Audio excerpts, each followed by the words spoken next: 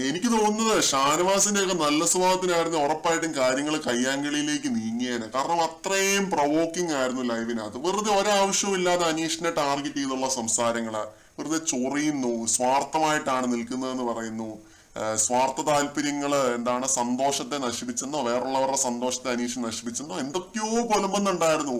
അത് അനീഷ് പറയുന്നുണ്ട്, ഞാൻ ഇവിടെ സന്തോഷവാനാണ്, ഇവിടെ നമ്മൾ ജീവിക്കുമ്പോൾ നമുക്ക് അങ്ങനെയൊക്കെ തോന്നിയെന്നൊക്കെ ഇരിക്കും. ഇവിടെ 1093 ദിവസം ഞാൻ ജീവിച്ചപ്പോൾ എനിക്ക് തോന്നിയ ഒരു വികാരമാണ്, അതിന് എന്തിനാണ് ചോദ്യം ചെയ്യുന്നതെന്നുള്ള രീതിയിലാണ് അനീഷ് സംസാരിക്കുന്നത്. അപ്പൊ നമ്മൾ ഇവിടെ ജീവിക്കുമ്പോൾ ഇവിടുത്തുകാരനായി പോകും. അനീഷ് പറയുന്ന കറക്റ്റ് കാര്യമാണ്.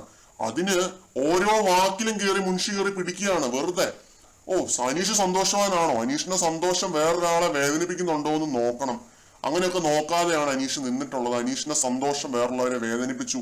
പിന്നെ ആരുമായിട്ട് ഒരു ബന്ധം കാണില്ല എന്ന് പറഞ്ഞിട്ട് ഇപ്പൊ എല്ലാവരുമായിട്ട് ബന്ധം വെക്കുന്നു. എന്തുകൊണ്ട് അത് ഇതെന്നൊക്കെ പറഞ്ഞ് വെറുതെ അനീഷിനെ ടാർഗറ്റ് ചെയ്ത് സംസാരിക്കുകയാണ്.